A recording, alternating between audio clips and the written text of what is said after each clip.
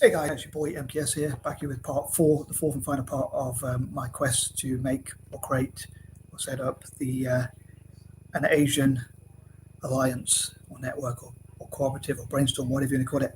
And as ever, I would love to read any comments you have or hear any comments you have. If you want to make any response videos or anything like that. So yeah, I'll try and crack on with the final part of my list. It took me quite a while to think about it, but not procrastinate or get distracted by other things. A couple of things I want to say just before I get onto the list. I'll try and keep it short and sweet, the intro, as I often do.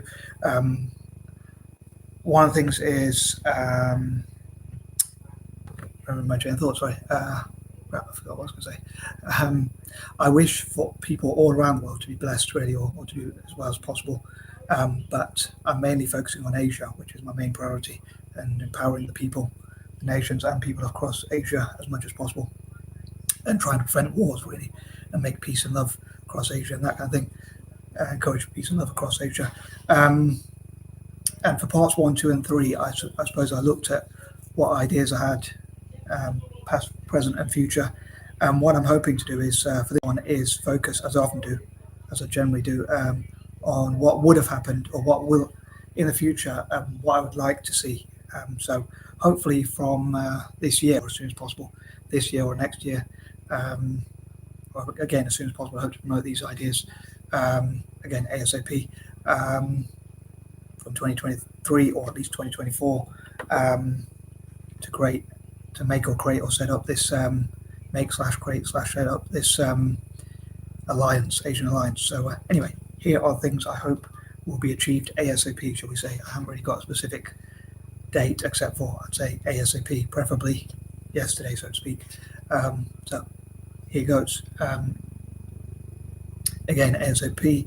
Number 31, I dream for all possible Asian nations to come together and sort of network, and for the Asian alliance to look at how to have conflict resolution, prevent wars, help Asian nations to sort of trade with each other, network together, and that kind of thing. Number 32, this includes what they can learn from each other, how they can trade, and learn what each nation does well and what mistakes to avoid and things like that, so they can continue to improve by learning from each other and networking together and being #stronger together, as I'm saying.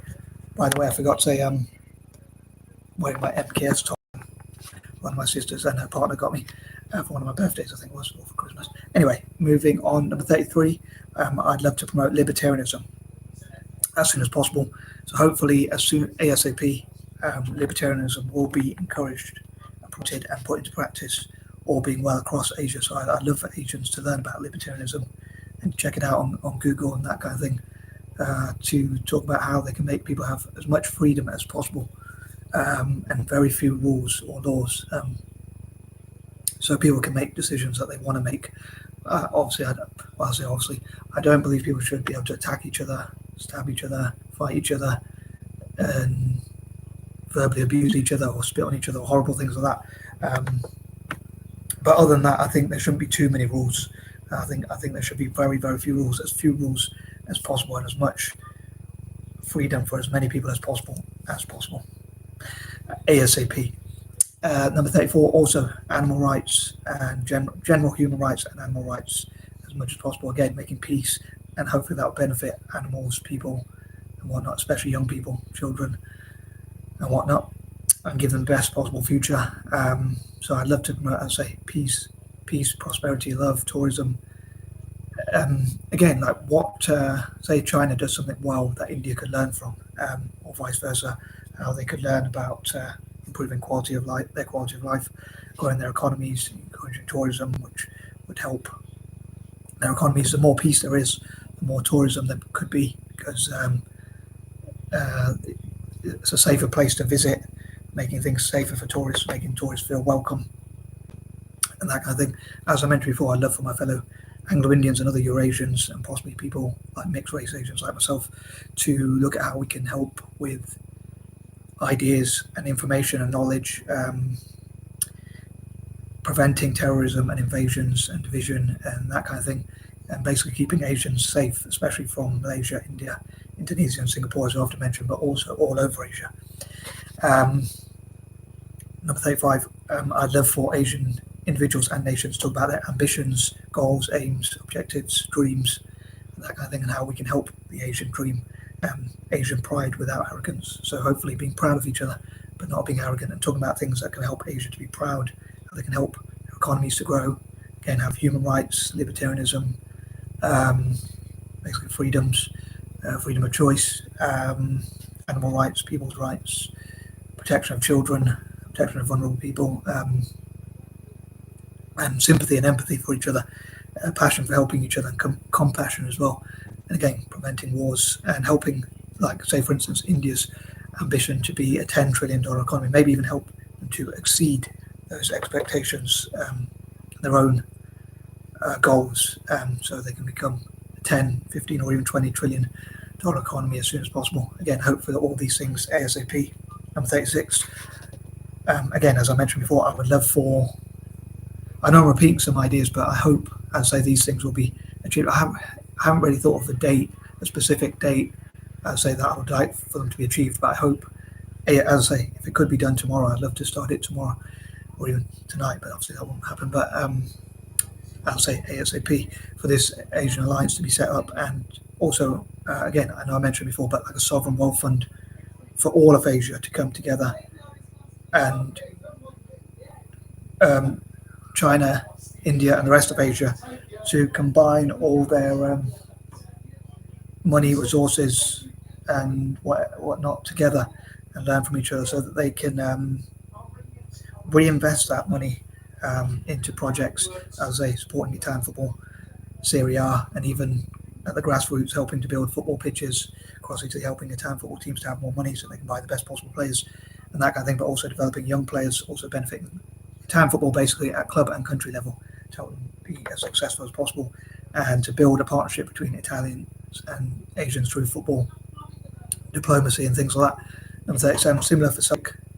Number 38, again, investing in each other's businesses and supporting as many Asian entrepreneurs and projects, ventures, adventures, and that kind of thing as possible. Looking how to, as I say, looking how to increase tourism, help each other's structural and engineering projects, and all sorts of things like that. Number 39, what neurodiverse people can contribute to Asian nations, and how neurodiverse people in Asia itself, as for instance, could be treated better. So people might see, for instance, if you're dyslexic, hopefully they'll see statistics about dyslexic entrepreneurs and things like Made by Dyslexia, the Disadvantage, and others, so that they can see that we have our own unique strengths which we can contribute, and hopefully therefore they'll treat neurodiverse people better.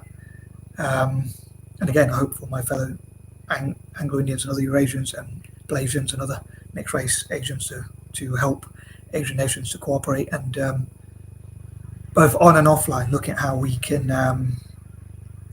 as I prevent terrorism, help people to unite together, keep people places safer. I think the braver Eurasians amongst us, or even Blasians amongst us, the braver part Asians amongst us could, instead of joining the military, as I said before, I think that we should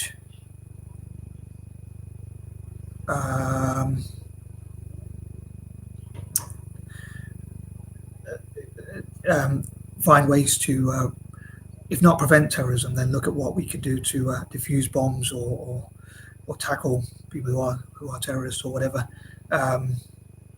So some could even wait across borders to ensure that if terrorists do get in the country, like, first of all, they could search them to make sure they don't have weapons, people who come into the country generally, but if they do have weapons, they could be stopped at the border. And so, yeah, the braver Anglo-Indians and other Eurasians could stop such things, hopefully, as much as possible, or at least limit their damage, hopefully, preferably prevent them from even happening. As I say, prevention is better than cure, but if not, at least cure them if they can't prevent them, or at least, as I say, limit the damage, mitigate the damages, or whatever they say. So I hope that will make sense. And number 40, again, I hope, well, first of all, I hope the world will still be around in 5 or 10 years or 15 years or whatever, for as long as possible, so I can achieve these goals, if nothing else. And hopefully within the next 5 or 10 years, these sorts of things will be put into practice. Again, I'd love for them to happen ASAP. Sorry, I haven't specifically thought of a date, but again, ASAP preferably. maybe by 2030. So hopefully this will benefit, well, preferably even before then, if I can exceed that expectation. As I say, I'd love for it to at least be put into practice, to start now, to start the process.